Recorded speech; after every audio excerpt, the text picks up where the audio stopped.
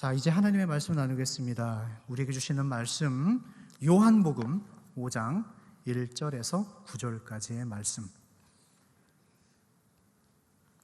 교독하시겠습니다. 제가 먼저 읽겠습니다. 그 후에 유대인의 명절이 되어 예수께서 예루살렘에 올라가시니라.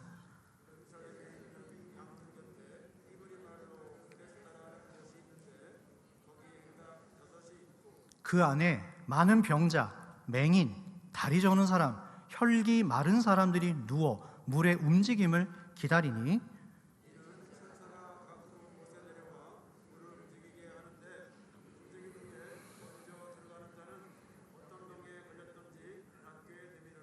거기 38해 된 병자가 있더라.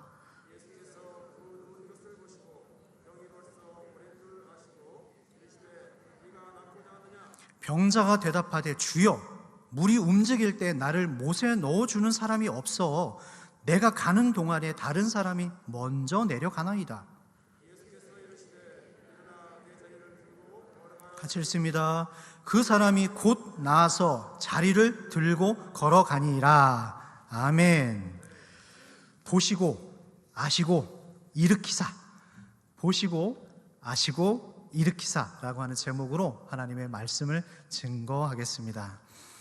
작년 8월 18일자 KBS 지구촌 뉴스에서 코로나 팬데믹이 가져온 참 웃지 못할 가짜 정보, 가짜 뉴스가 화제였고 또 기억에 남습니다.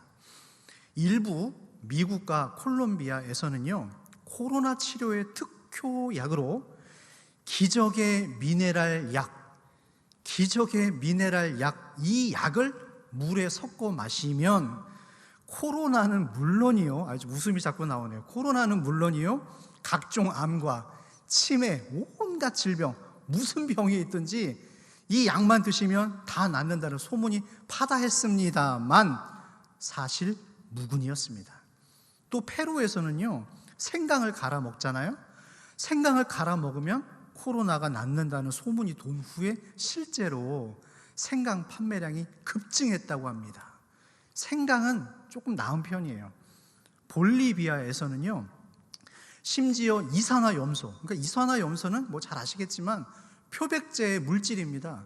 이거는 휘발성도 있고 폭발력도 있고요, 이건 위험한 물질이에요. 그런데 심지어 볼리비아에서는 이산화염소를 마시고 코로나를 치료했다라고 하는 헛소문이 퍼지고 실제로 중독 증세로 최소 수십 명이 병원에 입원해서 치료를 받았다고 합니다. 저는 이렇게 얘기하면서도 걱정이 돼요. 혹시 이 자리에 계신 분들 중에서 혹시 이산화염소나 생강 갈아 드시는 분이 계실까봐 걱정이 됩니다만 아니라는 얘기입니다. 이거 잘못됐다는 겁니다. 이 근거 없는 가짜 정보들로 인해서 전 세계적으로 무려 800명 이상이 목숨을 잃었다고 합니다. 여러분, 왜 이런 일들이 우리 주변에서 일어나고 있는 걸까요? 저는 한마디로 말하면 그만큼 간절한 거예요. 죽는다는 것이, 질병에 걸린다는 것이 그만큼 두려운 것입니다. 그렇게 해서라도 꼭 고침을 받기를 원하는 이 간절한 마음이 그들 안에 있다는 거예요. 그런데 이와 유사한 상황이 오늘 본문 안에서 2000년 전에 일어나고 있었어요. 예루살렘에 베데스다, 많이 들어보셨죠? 베데스다라는 뜻은 은혜의 집이라고 하는 뜻입니다.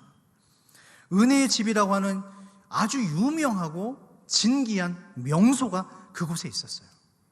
여러분, 이 베데스다 연못으로 말씀드릴 것 같으면 오늘 말씀해 보니 천사가 그곳에 가끔 내려온대요.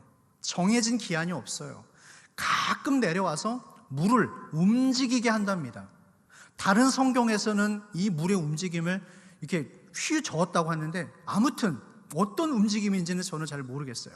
그런데 중요한 것은 천사가 가끔 내려와서 그 물의 움직임이 있고 난 후에, 잘 들으세요, 난 후에 가장 먼저 그 물에 입수하는 사람, 들어가는 사람은 어떤 병에 걸렸다든지 다 낫는다라는 거예요. 세상에 이런 기적 같은 곳이 있네요. 그러니 당연히 그곳에 어마어마한 사람들이 모여들었습니다.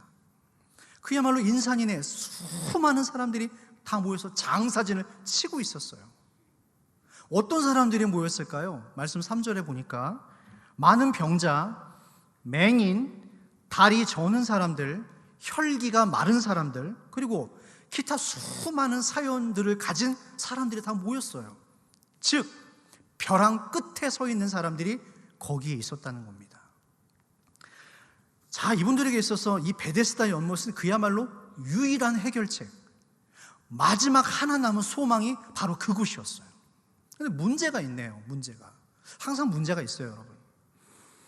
이곳에 모든 사람들이 다 고침을 받으면 참 좋으련만 모든 사람이 아니라 단 한 명, 오직 한 명만 고침을 받을 수 있는 그 혜택이 있었습니다.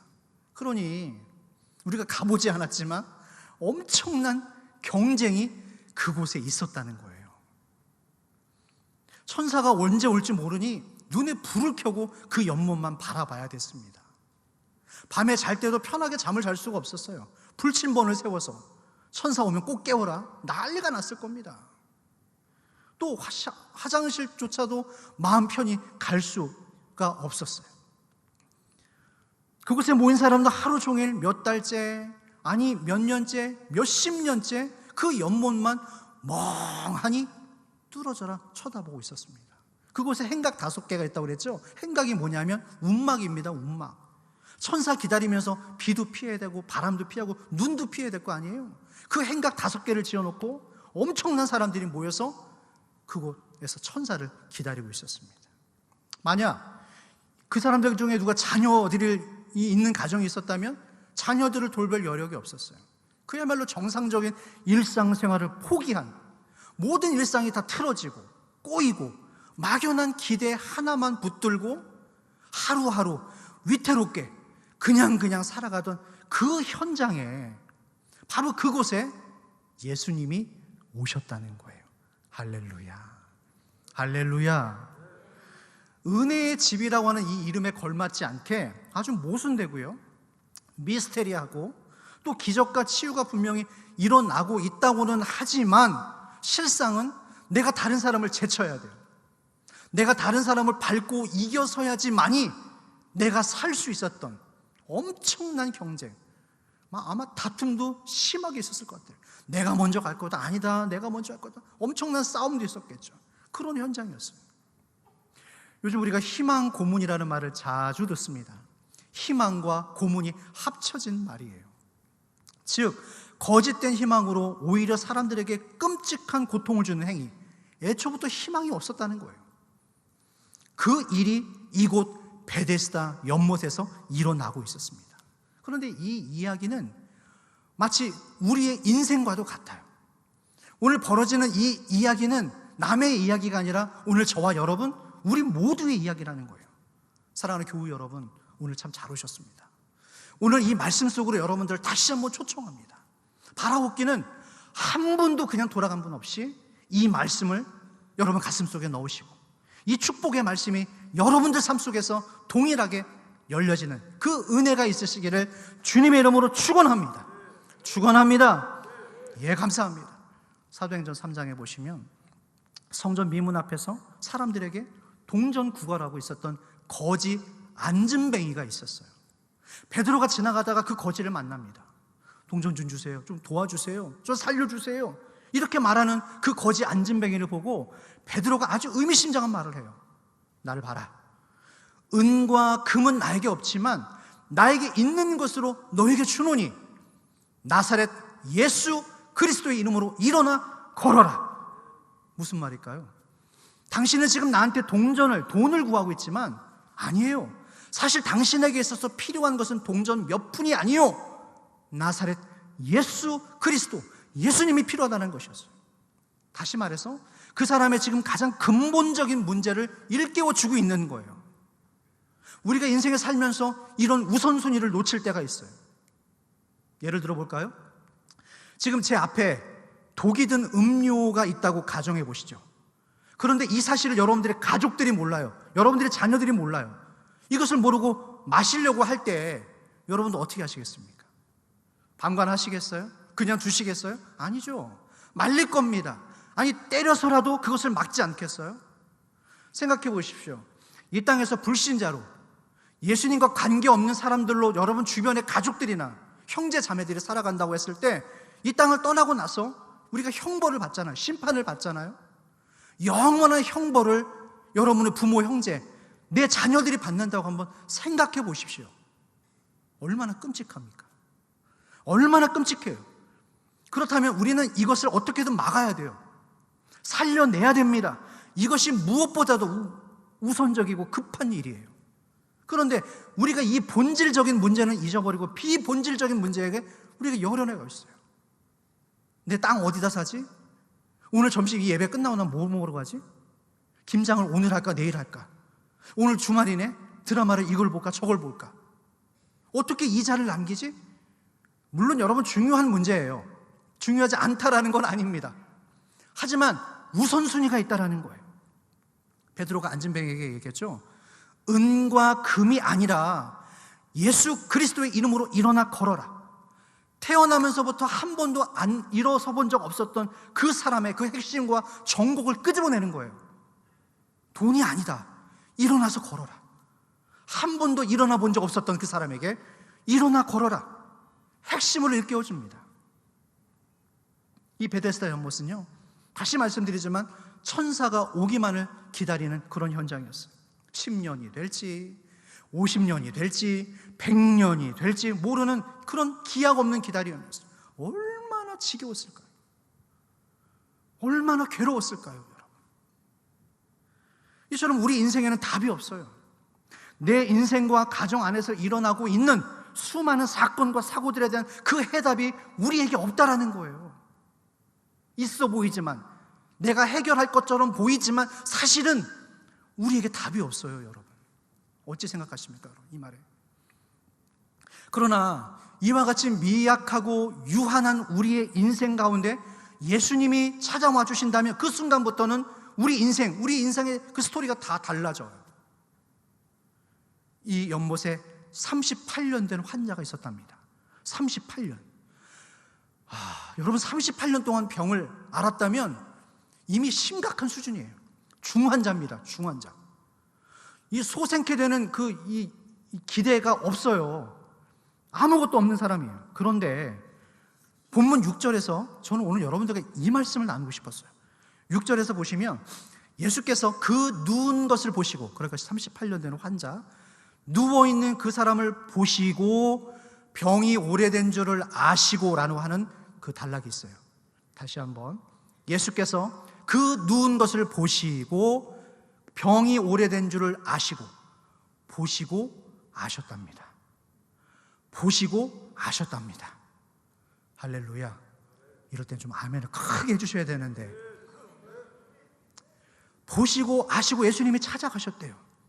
오늘 이 주일 3부 예배 오신 여러분들을 주님께서 보시고 아시고 찾아가십니다. 네.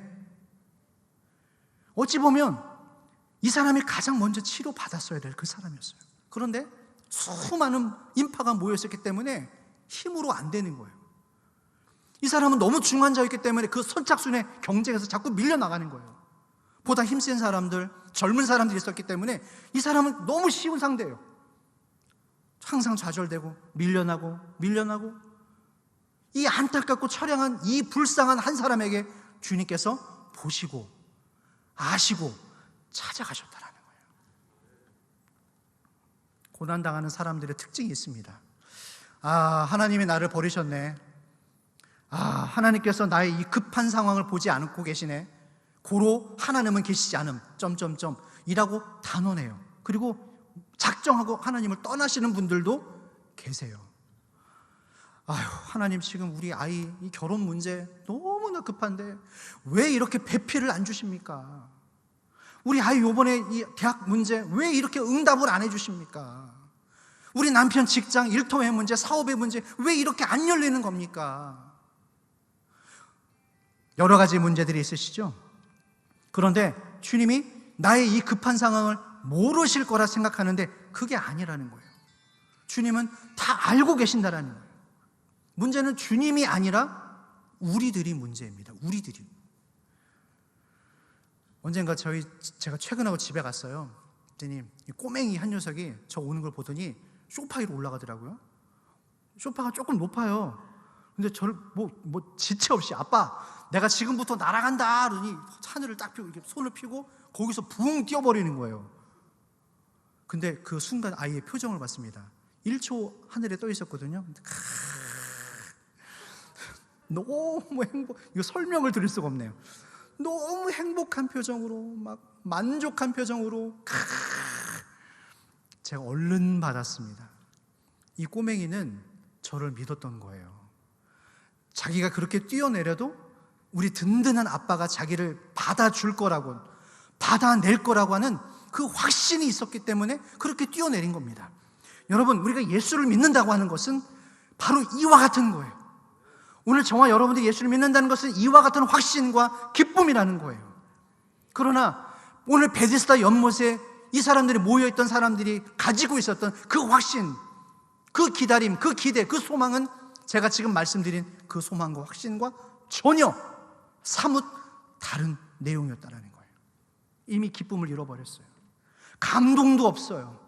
기다린다고는 하지만 실상 그것이 나한테 이루어질까? 아무런 소망 없이 기다리는 그 사람들. 여러분들께 도전을 구합니다.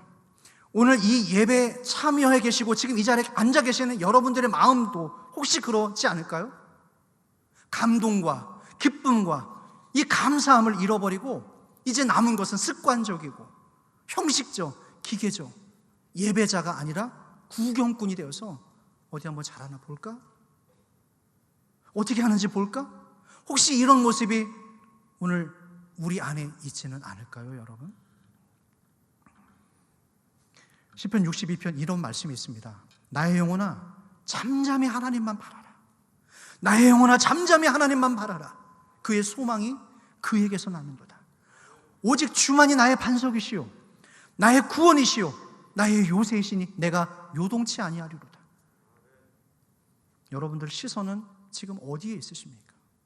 지난 한 주간 여러분 무엇을 그렇게 바라보고 살다가 오셨습니까? 아니, 지난 여러분 10년, 20년, 30년, 40년 더 많은 여러분의 지난 인생 무엇을 주목하면서 살아오셨습니까? 그리고 그것이 여러분들에게 진정한 소망과 기쁨을 가져다 주던가요? 주님만 바라보시기를 축복합니다. 나의 영혼아 잠잠히 하나님만 바라라. 특별히 봉사하시는 분들, 봉사자 여러분, 주님만 바라보시기 축복합니다. 네. 38년 된 환자에게 예수님께서 역으로 물으세요. 너 낫고자 하느냐? 여러분, 이 질문은 우리가 생각해 봐야 됩니다. 38년 된 환자에게 당신 낫고 싶으세요? 이 질문은요, 우리가 식당에 식사로 갔어요. 사장님이 왜요? 왜 오셨어요? 식사하시게요? 목욕탕에 목욕하라는데 왜요? 목욕하시게요? 똑같은 거예요. 이 말씀은 지금 그 환자를 놀리려고 하는 것이 아니라 38년 동안 그 환자 안에 잠자고 있었던 그의 소망과 믿음을 흔들어 깨워주시고 있는 겁니다, 여러분. 우리는 단 하루만 지나도 많은 것을 잊고 살아가요. 그런데 그런 의미에서 38년이 되었다는 것은 이미 그 사람 안에 자기 안에 꿈과 비전과 소망, 믿음 잃어버리기에 충분한 시간입니다. 다시 말해서 이 사람의 믿음은 거의 상실화되었다고 해도 과언이 아니에요. 그런데 주님께서 보시고 아시고 찾아오사 그 사람 안에 잠자고 있었던 믿음과 소망, 열정들을 이렇게 세워주신다는 거예요. 지금 이 자리에 계신 여러분들 중에서도 그런 분들이 계실 거예요. 너무 시간이 오래돼가지고 이게 잘못됐는지 옳은 건지 내가 지금 잘하고 있는 건지 내가 잃어버렸던 기도의 제목, 열정들 주님께서 보시고 아시고 찾아오셔서 그것을 흔들기를 원합니다. 코로나가 다시 고개를 들었어요. 저는 개인적으로 잘 될 줄 알았거든요. 그런데 지금 연일 확진자가 아시는 것처럼 5,000명 이상이 계속 나오고 있어요. 경기가 좀 나아지나 싶었는데 또 다시 경제 먹구름이 몰려왔어요. 자영업 하시는 분들 계실 줄로 압니다. 얼마나 걱정이 앞서시겠습니까? 위로하고 격려합니다. 그러나 여러분, 오늘 우리에게 주님의 소망을 주셔요. 이 답답한 시대를 지나가고 있는 우리 모두에게 주님께서 우리를 내버려 두지 않으시고 우리에게 소망을 주신다는 거예요. 된다, 열릴 것이다, 만나게 될 것이다, 풀리게 될 것이다, 네 믿음대로 될 것이다. 이 은혜, 이 소망을 우리에게 주신다는 겁니다. 언제가 책에서 읽었어요. 아프리카 말라위라고 하는 가난과 기근에 허덕이는 이 마을을 이 책의 저자가 순회하면서 동네마다 씨앗을 나눠줬대요. 그런데 재정에 한계가 있었기 때문에 모든 마을, 모든 사람들에게 다 주지는 못하고 어떤 마을에는 주었고 어떤 마을에 주지 못했답니다. 그런데 그 해의 가뭄이 너무 극심해서 그게 의미가 없었대요.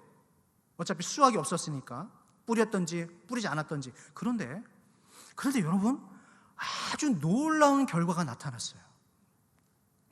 비록 수확은 없었지만 씨앗을 뿌렸던 사람, 그 마을에서는 단 한 명도 굶어 죽은 사람들이 없었대요. 희한하죠? 그런데 씨앗을 뿌리지 않았던 마을에서는 굶어 죽는 사람들이 속출했다는 거예요. 이것을 보고 저자가 다음과 같이 말했습니다. 이것이 바로 희망의 힘이다. 이것이 바로 희망의 힘이다.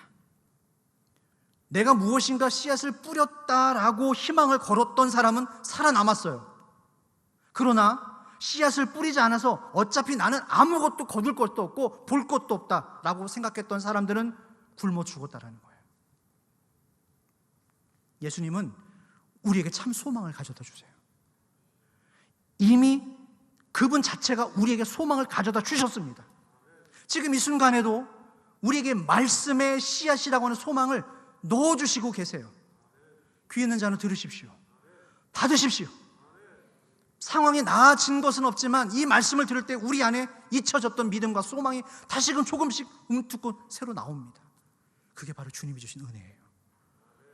코로나의 경제 위기에 기타 등등 참 암담한 상황이지만 주님께서 여전히 우리의 소망이 되세요.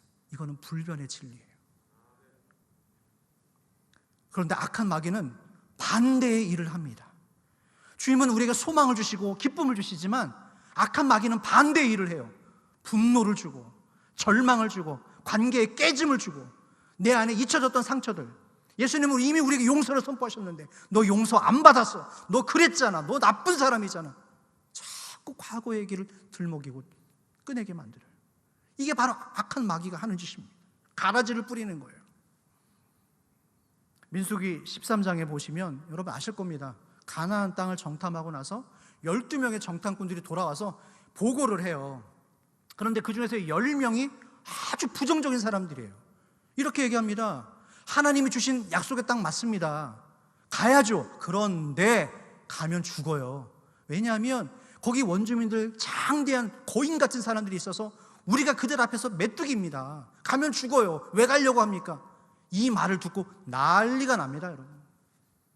울며 통곡하며 왜 우리를 여기까지 데리고 와서 우리를 죽게 만드느냐 난리가 나요. 삽시간에 그 보고로 인하여서 그 모든 사람들에게 부정적인 여론이 다 뻗어져 나가요. 마귀는요 이처럼 우리 안에 은혜를 다 빼앗아갑니다. 그러나 주님은 그렇지 않으세요. 보시고 아시고 찾아가서 일으켜 세워주십니다. 8절 말씀, 일어나 네 자리를 들고 걸어가라. 일어나 네 자리를 들고 걸어가라. 예수님께서 그 38년 된 병자에게 했던 말이에요. 영어 성경에서 그 자리라고 하는 우리말 자리가 매트라고 되어 있네요. 매트, 이렇게 까는 거. 저를 봐주시겠어요? 옛날 거지들이 사람들에게 동냥할 때 그 자기 자리에 앉고 깔고 있었던 여러분 벼으로 만든 그 방석 있잖아요. 거적대기 같은 거. 예수님이 그거 가지고 가라는 겁니다. 즉 지난 38년 동안 너를 붙잡고 있었던 그 질병 있지? 너는 그동안 그 질병에 매여 있었던 사람이었지만 이후로는, 지금부터는 그 거적대기가 더 이상 너한테 필요가 없으니 일어나 네 자리를 들고 버려버리고 당당하게 걸어가라는 것입니다. 여러분 지금도 우리 인생 앞에 여러 거적대기가 있어요. 질병의 거적대기, 내가 아직 다 해결하지 못한 내 안에 쓴뿌리의 거적대기들, 자녀와 부모의 해결하지 못한 거적대기들, 내 주변 사람들과 일터 안에서 해결되지 못한 인생의 거적대기들이 있다는 거예요. 어떻게 해결하시겠습니까? 내 힘으로요? 시간 가면 지나겠지? 아니에요. 주님 손을 붙잡으십시오. 보시고 아시고 찾아오사 우리를 일으키시는 주님과 더불어서 이 모든 것들을 승리하시는 여러분 되시길 축복합니다. 수고하고 무거운 짐진 자들아 다 내게로 오라. 내가 너희를 쉬게 하리라.